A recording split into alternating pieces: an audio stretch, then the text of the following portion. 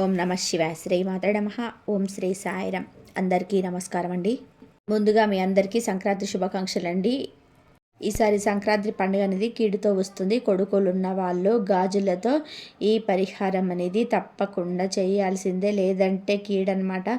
ఎందుకు అనేది ఈ వీడియో మీరు పూర్తిగా చివరి వరకు ఎక్కడ కూడా స్కిప్ చేయకుండా చూస్తేనే పూర్తి వివరాలన్నింటివి తెలుస్తాయి. ఇక ఆలస్యం చేయకుండా వీడియోలోకి అయితే వెళ్ళిపోదామండి. వీడియోలోకి వెళ్ళే ముందు మొదటిసారి మన ఛానల్లోకి వచ్చినట్లయితే మన ఛానల్ని సబ్స్క్రైబ్ చేసుకొని వీడియోకి ఒక లైక్ ఇచ్చి అయిపిచ్చి కింద కామెంట్ సెక్షన్లో ఓం నమ శివాయ అని చెప్పి కామెంట్ చేయడం మాత్రం అసలు మర్చిపోవద్దు. మనకి ఈ యొక్క సంక్రాంతి పండుగ అనేది మనం అన్ని పండుగలతో కన్నా చాలా పెద్ద పండుగగా జరుపుకుంటూ ఉంటాము. ఈ పండుగని మనం 4 రోజులు జరుపుకుంటూ ఉంటాం. 1 భోగి, 2 సంక్రాంతి, 3 కనుమ, 4 ముక్కనుమ. ఈ యొక్క సంక్రాంతి పండుగ రోజు అంటే వీటి పండుగలో ఎవరైనా బట్టలు తెచ్చుకోకపోయినా కానీ సంక్రాంతి పండుగకి మాత్రం ఇంటిల్లపాది కొత్త బట్టలు తెచ్చుకొని చాలా సంతోషంతో పిండి వంటలు వండుకొని అంతే సంతోషంతో పిల్లలకి కూడా స్కూళ్ళకి కాలేజీలకి సెలవులు ఇస్తారు. కాబట్టి అందరూ కూడా ఒక చోట ఉండి ఎవరైతే మీరు పెద్దలు చనిపోయారో కుటుంబాల పెద్దలు, ఆ యొక్క పెద్దలకి కూడా మనస్ఫూర్తిగా వారికి ఇష్టంగా బట్టలు పెట్టుకొని వారికి ఇష్టమైన ఆహారాన్ని వండి పెట్టుకొని చాలా చక్కగా పెద్దలకు తర్పణాలు అర్పించుకుంటూ ఉంటారు. ఇలా ఎంతో అంగరంగ వైభవంగా ఈ సంక్రాంతి పండుగ అనేది జరుపుకుంటూ ఉంటారు. అయితే ఈ సంక్రాంతి పండుగ అనేది ఈసారి మగ పిల్లలు ఉన్న వాళ్ళకి కీడుతోటి వస్తుంది.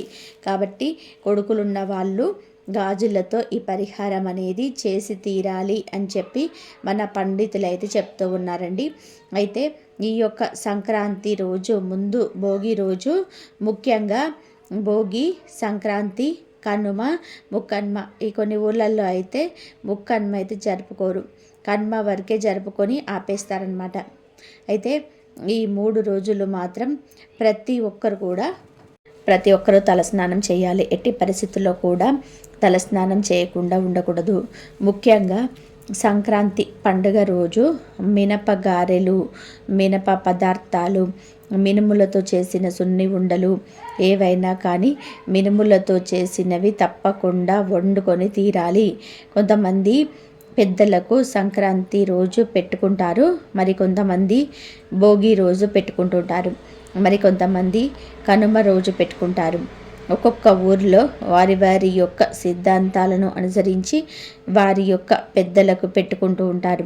మీరు మీ యొక్క ఊరి సిద్ధాంతాలను అనుసరించి ఏ రోజు మీ ఊరిలో పెట్టుకుంటారో అలాగా ఖచ్చితంగా కూడా అయితే పెట్టుకొని తీరాల్సిందే. ఎందుకు అంటే ఈ యొక్క సంక్రాంతికి మనకి భగవంతుడి ఆశీర్వాదం కంటే కూడా పెద్దల ఆశీర్వాదం అనేది కుటుంబానికి ఎంతో ఎంతో ఎదుగుదలను భవిష్యత్తు బంగారంలాగా మారేలా చేయడానికి అద్భుతంగా ఉపయోగపడుతుందన్నమాట. ముఖ్యంగా ఈ యొక్క పండుగల రోజులలో అంటే ఈ 3 రోజుల్లో కూడా మీరు బ్రాహ్మణుడికి ఖచ్చితంగా కూడా కాస్తంత అంటే ఒక ఇస్తరాకు అంటే మోయిన ఇస్తామంటారు కదా, అలా మోయిన అనేది ఇచ్చుకోవాలన్నమాట.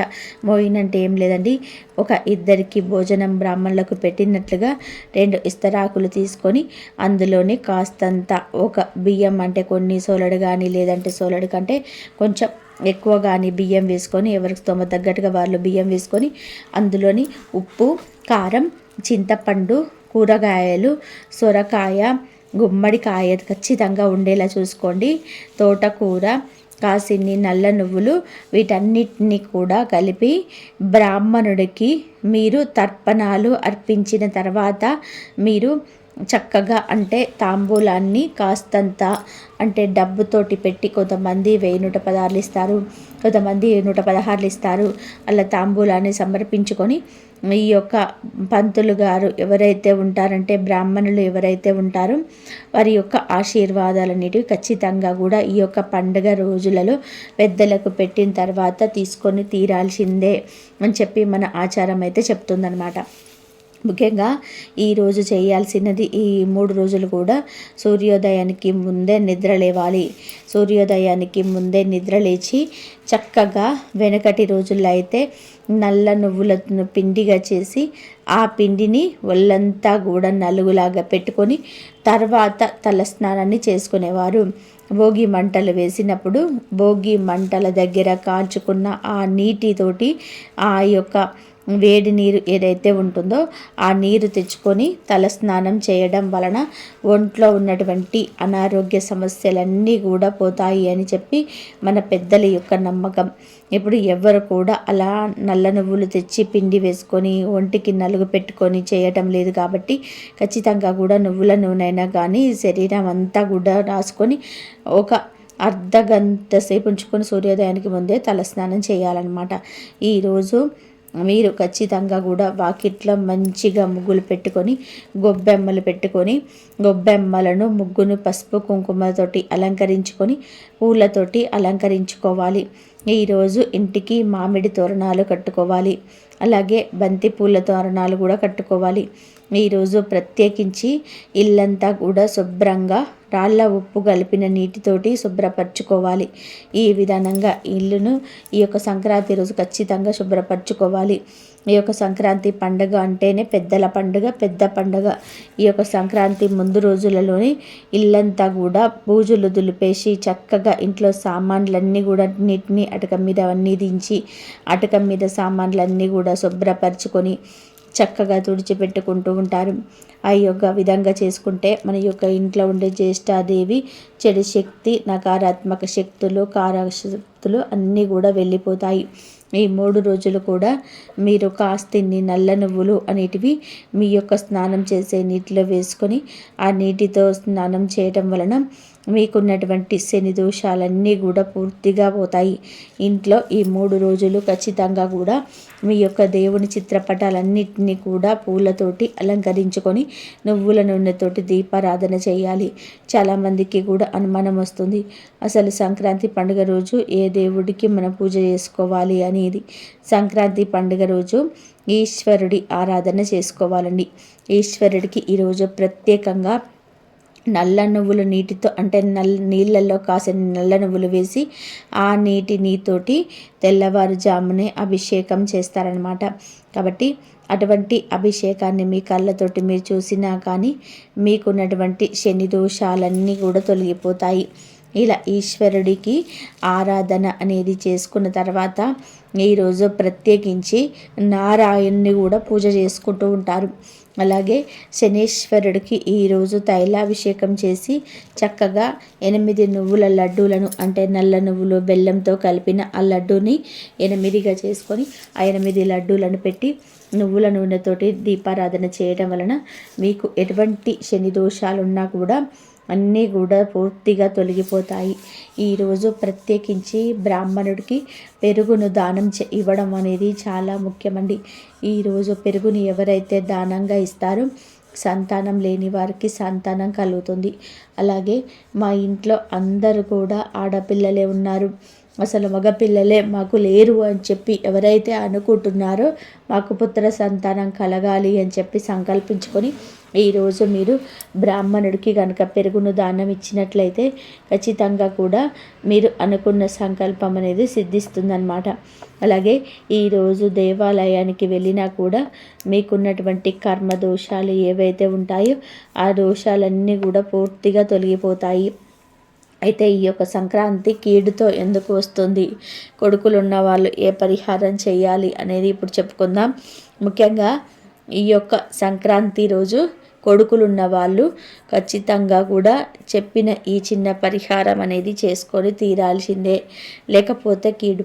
మనకి సంక్రాంతి అనేది అంటే ఆ మకర సంక్రమణం జరిగిన తర్వాత సాయంత్రం ప్రదోష సమయంలో అంటే 6 గంటల నుంచి 12 గంటల లోపు ఎవరైతే ఒక్క కొడుకున్న వాళ్ళైనా కానీ 2 కొడుకులు ఉన్న వాళ్ళైనా కానీ ఈ పరిహారం అనేది ఖచ్చితంగా చేసుకోవాల్సిందే. ఈ పరిహారానికి మీకు ఎటువంటి డబ్బు అనేది అవసరం లేదు. మన యొక్క హిందూ సాంప్రదాయంలో కొడుకులకి చాలా ప్రత్యేకత ఉంది. అలా అని చెప్పి అమ్మాయిలకు లేదు అని చెప్పడం లేదండి.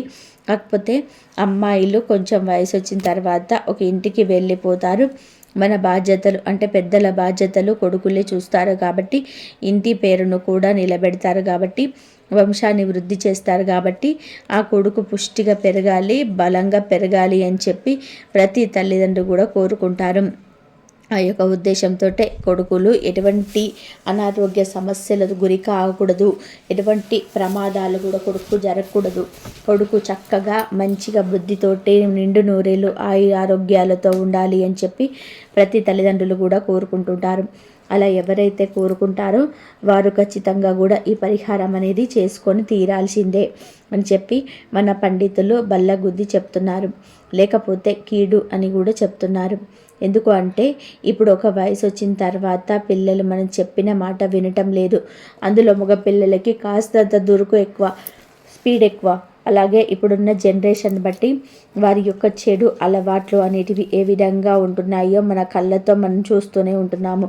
అలాగే బైకులు స్పీడ్గా నడపడం వల్ల, కారులు స్పీడ్ డ్రైవ్ చేయడం వల్ల ఎటువంటి ప్రమాదాలు జరుగుతున్నాయో కూడా చూస్తూనే ఉన్నాం. ఇంటి నుంచి బయటికి వెళ్ళిన కొడుకు టైంకి ఇంటికి రాకపోయినసరికి ఆ తల్లి ఎంత ఆవేదన చెందుతుందో ఒక తల్లికి మాత్రమే తెలుసు. అలాగా మీ బిడ్డకి ఎటువంటి కీడు జరగకుండా ఉండాలి అన్నా కానీ, ఇంకా ముఖ్యంగా మన యొక్క బంధువులలోని మన బిడ్డల మీద పడి ఏడ్చే వాళ్ళు చాలామంది కూడా ఉంటారు. కొడుకు పుట్టిన దగ్గర నుంచి అమ్మ కొడుకు పుట్టాడు, కాస్త పెరిగి పెద్దగా అవుతుంటే అమ్మ మంచిగా బాగా పెరుగుతున్నాడు, బాగా లావుగా ఉన్నాడు, మంచి అందంగా ఉన్నాడు, వాడి క్రాప్ బాగుంది, వాడి చెప్పులు బాగున్నాయి, వాడు అప్పుడే ఇంత హైట్కి వచ్చాడు, వాడు ఇంత పుష్టిగా ఉన్నాడు, వాడు ఏం చదువుతున్నాడో, ఇలా రకరకాలుగా ఆ కొడుకు మీదనే పక్క వాళ్ళ కళ్ళందరి ఉంటాయి. కాబట్టి వాడికి ఎప్పుడు ఏదో ఒక అనారోగ్య సమస్య రావడం, చదువులోనే వెనకబడిపోవడం, ఆరోగ్యం సరిగ్గా ఉండకపోవడం, ఇలాంటివన్నీ కూడా జరుగుతూ ఉంటాయన్నమాట. అందుకే ఈ సమస్యలన్నిటి నుంచి కూడా పూర్తిగా దూరం అవ్వాలి అన్న, నరదిష్టి తొలగిపోవాలి అన్న, సంక్రాంతితో వచ్చే కీడు అనేది పూర్తిగా తొలగిపోవాలన్న ఈరోజు మీరు చేయాల్సిన పని ఏంటంటే, ఇప్పుడు చెప్పే ఈ పరిహారం సాయంత్రం 6 గంటల నుంచి, సంక్రాంతి రోజు అండి గుర్తుపెట్టుకోండి, 6 గంటల నుంచి 12 గంటల లోపు చేసుకోవాలన్నమాట. ఈ పరిహారం చేసేటప్పుడు చక్కగా మీరు పిల్లలకి మంచిగా స్నానం అయితే చేయించండి. తర్వాత ఒక నువ్వుల లడ్డును పిల్లలకి తినిపించండి. అలాగే ఈరోజు మీ పిల్లలు మినుములతో చేసిన పదార్థం తినేలా చూసుకోండి. దానివల్ల వారి యొక్క శరీరానికి చాలా మంచిది. ఎవరైతే ఈ సంక్రాంతి రోజు మినుములతో చేసిన పదార్థాన్ని తిన్నారో వారికి భగవంతుడు ఇనుమును తినిపిస్తాడంట.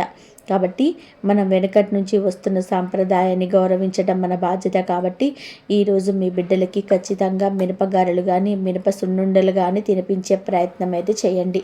ఇక ఈ పరిహారం చేసేవాళ్ళు చేతులకి ఎర్ర గాజులు వేసుకోండి.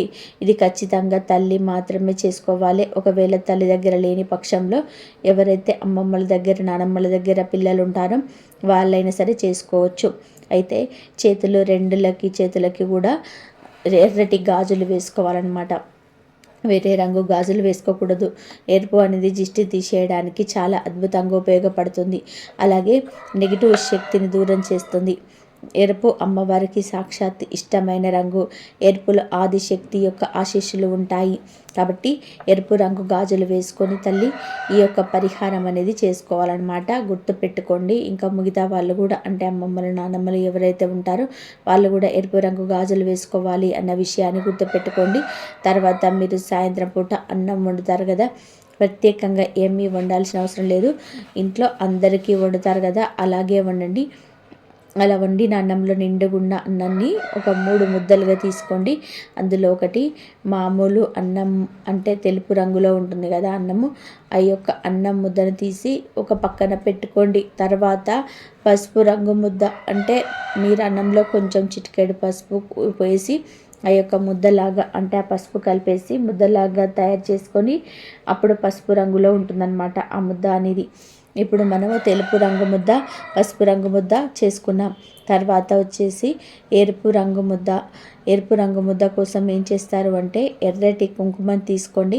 ఆ ఎర్రటి కుంకుమను అన్నంలో కలిపేసి చక్కగా మీరు ఆ యొక్క ఎరుపు రంగుగా తయారైన అన్నాన్ని ముద్దలాగా తయారు చేసుకోండి. ఇప్పుడు 3 ముద్దలు అయితే రెడీ అయిపోయాయి. ఇది నిండుగా ఉన్న అన్నంలో నుంచి మాత్రమే తీసుకోవాలండి. వేరే వాళ్ళు ఆల్రెడీ అన్నం తిన్న తర్వాత అయితే తీయకూడదు. తర్వాత ఒక గుడ్డు తీసుకోండి. గుడ్డులో మనకి అతీంద్రియమైన శక్తులు అనేవి దాగి ఉంటాయి. కోడిగుడ్లో ఉండే తెల్ల సున్న, పచ్చ సున్న ఒక జీవంతో సమానం. మనకి ఆ యొక్క నరదిష్టిని తీసేయడానికి ఈ జీవం చాలా అద్భుతంగా ఉపయోగపడుతుంది. అలాగే కీడును తొలగించడానికి కూడా. ఇప్పుడు ఒక స్టీల్ ప్లేట్ తీసుకొని అందులో 3 ముద్దలు పెట్టి దాని మీద కోడిగుడ్డును పెట్టి కోడిగుడ్డు మీద కాటుకతోటి ఇంటులాగా వేయండి. తర్వాత 3 ముద్దల మీద నల్ల నువ్వులు పెట్టండి. ఈ విధంగా నల్ల నువ్వులు పెట్టడం వలన బిడ్డకి ఏదైతే ఆ దోషం ఉందో ఆ దోషాన్ని ఆ నల్ల నువ్వులు అనేటివి పూర్తిగా తీసేస్తాయి. బిడ్డ ఎటువంటి శని దోషాలతోటి బాధపడుతున్నా కానీ ఆ శని దోషాలన్నీ కూడా పూర్తిగా పోతాయి. ఇది మీకు పసిబిడ్డ దగ్గర నుంచి 50 సంవత్సరాల లోపు ఉన్న ప్రతి ఒక్క బిడ్డకు చేయొచ్చండి. ఎంత పెద్ద వయసున్నా కూడా తల్లికి తన బిడ్డ ఎప్పుడు కూడా బిడ్డే కాబట్టి ప్రతి ఒక్కరు కూడా చేసుకోవాలన్నమాట. ఇప్పుడు ఈ ప్లేట్ని తీసుకొని మీ బాబుని బయట తూర్పు ముఖంగా కూర్చోబెట్టండి. ఇంటికి బయట, అంటే గేటు బయట కాదు, బయట ఆవరణంలా ఉంటుంది కదా, అక్కడ చక్కగా బయట కూర్చోబెట్టి తూర్పు ముఖంగా మీకు మీ బిడ్డకు తలపై భాగంలో సవ్య దిశలో 3 సార్లు, అపసవ్య దిశలో 3 సార్లు తిప్పేసి ఇప్పుడు ఈ యొక్క అన్నాలు అంటే అన్నం ముద్దలు కలిపిన కోడిగుడ్డు ఉన్న ఈ ప్లేట్ని ఏదైనా కానీ ముక్కల దగ్గర ఎవరు తొక్కని ప్రదేశంలో గుడ్డు పగలకుండా అక్కడ పెట్టేసి రండి. గుడ్డు మాత్రం పగలకూడదు, గుర్తుపెట్టుకోండి. అలా పెట్టేసి వెనక్కి తిరిగి చూడకుండా లోపలికి వచ్చేసేయండి.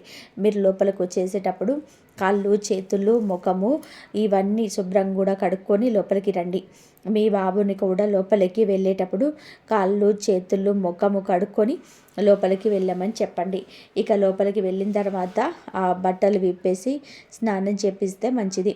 ఒకవేళ స్నానం చేయకపోయినా కానీ వేరే బట్టలు వేసుకున్నా కానీ చాలా మంచిది. ఇలా చేసిన తర్వాత మీ బిడ్డకు ఒక స్పూన్ పెరుగు అనేది తినిపించండి. ఈ విధంగా చేయడం వలన సంక్రాంతితో వస్తున్నటువంటి ఆ కీడు ఏదైతే ఉందో మగపిల్లల మీద, ఆ కీడు అనేది, ఆ దోషం అనేది పూర్తిగా వెళ్ళిపోతుందండి. దీనికి మీకు అన్నీ కూడా ఇంట్లో ఉన్నవే చెప్పాను. ఏవి కూడా బయట నుంచి తెచ్చుకున్నవి పని లేదు. నువ్వులు మనకి ఎప్పుడు ఇంట్లోనే ఉంటాయి. అన్నం ఖచ్చితంగా వండుకొని తింటాము. అలాగే పెరుగు కూడా ఇంట్లోనే ఉంటుంది. ఇక నువ్వులు అంటే ఇవి ఉంటుంది కదా, గుడ్డు ఒక్కటే మనం బయట నుంచి తెచ్చుకోవాలన్నమాట.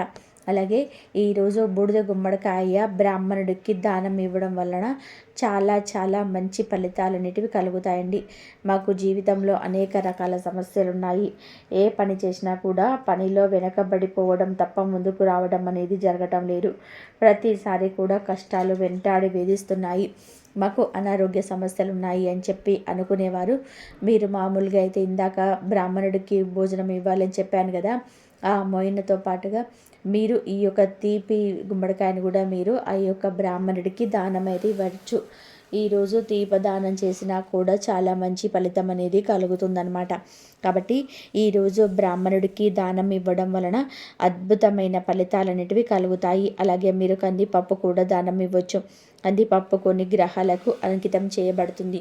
ఎవరైతే రాహుకుజ దోషాలతో బాధపడుతున్నారో వారికి ఉన్నటువంటి ఆ రాహుకుజ దోషాలు తొలగిపోవడానికి కందిపప్పు దానం ఇవ్వడం వలన శుక్రుడి యొక్క అనుగ్రహం అనేది వారి జీవితంలో పెరిగి శుక్ర మహర్దశ మొదలయ్యి వారు ఏ పని చేసుకున్నా కూడా ఆ పనులలో చక్కగా కలుసుబాటుతనం అనేది ఉంటుంది. ఈరోజు ఖచ్చితంగా కూడా స్నానం చేసేటప్పుడు మీ భోగి రోజు కానండి, కనుమ రోజు కాదు, సంక్రాంతి రోజు గుర్తుపెట్టుకోండి. సంక్రాంతి రోజు స్నానం చేసేటప్పుడు చక్కగా నీళ్ళల్లో ఒక 1/2 టేబుల్ స్పూన్ నువ్వులను వేసుకొని ఆ నువ్వులతోటి స్నానం చేయండి. మీ పిల్లలకు కూడా ఖచ్చితంగా కూడా ఒక 1/2 స్పూన్ నువ్వులు వేసి ఆ నువ్వులు నీటితోటి స్నానం చేయించండి. దీనివల్ల శని దోషాలు, ఏలినాటి శని దోషాలు, అర్ధాష్టమ దోషాలు, పిల్లలకి కీడుతో వచ్చిన ఈ సంక్రాంతి దోషము ఇవన్నీ కూడా తొలగిపోతాయి. చాలా సింపుల్గా చేసుకోవచ్చు. ఎటువంటి సమస్యలు ఉండవు. ఇది చేసిన తర్వాత ఇక మీ బాబుకి ఎటువంటి ఇబ్బంది ఉండదు. మీ బాబు ఆరోగ్యాలతో నిండు నూరేళ్లుగా ఆనందంగా ఉంటాడు. అర్థమైంది కదండి. ఈరోజు ఈ వీడియో మీ అందరికీ కూడా నచ్చింది అనుకుంటున్నాను. నచ్చింది అనిపిస్తే వీడియోకి ఒక లైక్ ఇవ్వండి. లైక్ ఇచ్చిన వెంటనే హైప్ అని వస్తుంది, హైప్ ఇవ్వండి. కింద కామెంట్ సెక్షన్లో ఓం నమః శివాయ అని చెప్పి కామెంట్ చేయండి. మొదటిసారి మన ఛానల్లోకి వచ్చినట్లయితే మన ఛానల్ని సబ్స్క్రైబ్ చేసుకొని సపోర్ట్ చేయండి. ఇది ప్రతి ఒక్కరికి కూడా ఈ వీడియోను షేర్ చేయండి. ఎందుకు అంటే ఎవరికైతే కొడుకులు ఉన్న వారు ఉన్నారో, ఒక కొడుకున్న, ఇద్దరు కొడుకులున్నా, ముగ్గురు కొడుకులున్నా కానీ వాళ్ళకి ఈ వీడియోని మీ యొక్క స్నేహితులలో కానీ, బంధువులలో కానీ, ఫ్యామిలీ బంధువులలో కానీ ఉంటారు కదండి, వాళ్ళకి కూడా వీడియోని షేర్ చేయండి. వారు కూడా తెలుసుకుంటారు, చేసుకుంటారు. ఇలా చేసుకోవడం వలన కూడా మీకు కొంచెం పుణ్యం అనేది వస్తుందన్నమాట. ఎందుకు అంటే మనకి ఏ అపాయం జరగకూడదు, పక్కన వారికి కూడా అదే జరగకూడదు అని ఎవరైతే అనుకుంటారో వారి వెనకాల ఖచ్చితంగా భగవంతుడి ఆశీర్వాదం అనేది ఉంటుంది. కాబట్టి వీడియోని తప్పకుండా షేర్ చేయండి. మరొక మంచి వీడియోతోటి మళ్ళీ కలుసుకుందాం. అంతవరకు కూడా పరమేశ్వరుడి ఆశీస్సులు మీ మీద, మీ కుటుంబ సభ్యుల మీద ఎల్లకాలం ఉండాలని మనస్ఫూర్తిగా కోరుకుంటూ ఓం సాయిరామ్.